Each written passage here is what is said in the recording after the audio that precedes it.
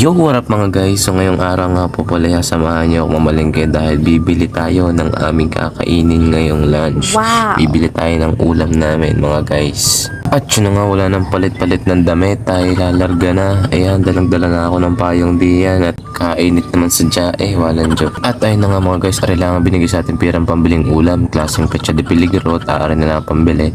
Saan kaya abot na rin? Joke lang. At yun na nga, ating didiscarte na lang, bahala na. Tayo nasa labas na ngayon, din sa highway. May kanto namin, di ako nilakad na. Okay, nakakita din ng okay. Ako din nga pala nag-ukay mga guys, di na ako naghahanap ng mga sapatos sa pambinta. Wow! Wala naman ako makita maganda naman.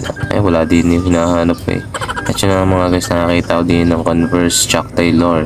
Wow! Yan, letter yan mga guys. Kung gusto nyo, puntahan nyo na lang din 1-3 lang. Saga kayo nagkakita ng Chuck Taylor na 1-3. Joke lang. At yun na, tayo nasa palengke na mga guys. Gahanap na ako din ng masarap mga ulam. Nakita ko rin kulay violet na rin. Sabi ko yung nag-ari. Reply yung talong ni Joshua. Joke lang. At yun na mga guys, simulan ko nang pumili din ng talong. Sabi ko, baka pwede rin maturta nga. Yun, nakaisip ako ng magandang ulam din Sabi ko, magkano daw 1 kilo? Sabi, 1,000. Joke lang. At yun nga mga guys, tinignan ko, sabi ko, pakilo nga ho na rin 3 magkano ganyan? 3,000. Joke lang. So ayun mga guys, bumili ako ng 4 since tatlo naman kami kakain ng torta na yun. Feeling ko okay na yun. So ay umuwi na din. At bigyan nakakita ako ngayon ng Korean school. Baka na din si Park Kim Chu. Joke lang. Na nga mga guys, di atin lang inihaw are. At para nga maluto na. At yun nga mga guys, akin ang inihaw arin talong. Karni nga pala ang aking way ng pagluluto ng torta. Akin munang iihawin yung talong sa maging garne itsura. Yan, imemekos-mekos nyo yan diyan.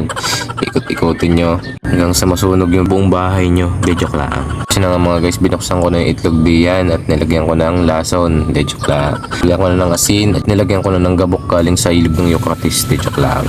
At yun na nga, minekos-mekos na natin yan diyan mga guys hanggang sa maging garne itsura. Ang imamekos-mekos ninyo yan ng maayos mga guys para lumasa mismo sa talong talaga yung lasa ng asin at saka paminta. At yun nga mga guys, tapos na nating ihawin din ang talong. Binilisan ko na at sabi sa akin, gutom na daw siya. Pinaspasan ko na, talagang ako'y pasal na. At yun na nga, nagsimula na ako sunugin ng kawali. Joke lang. At yun na nga mga guys, kita nyo ang pagkakamali ko nagawa diyan. Awas na Hindi mo lang nilagay sa malaking lalagyan wala na, naandiyan na tilulutuin na.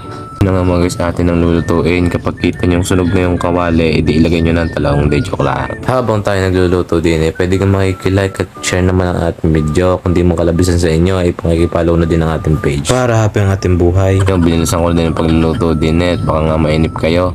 Ako hindi nyo pa i-follow. Joke lang. Kaya nga mga guys, tingnan nyo nga itsura na rin. Bala na kayong humusga. Ako naman hindi expert din sa ganun sadya. Pagkatapos hindi ako nagpigahan ng kalamansi, toyo, at lalagyan na din yan mamaya na sili. Yun na nga po nga guys, pinakita ng talong nakala mo hinugot sa pit ng manok. Joke lang. So, pinlex muna ang ating kakainin ngayong lunch. Hanggang din na laang. Tara, kain.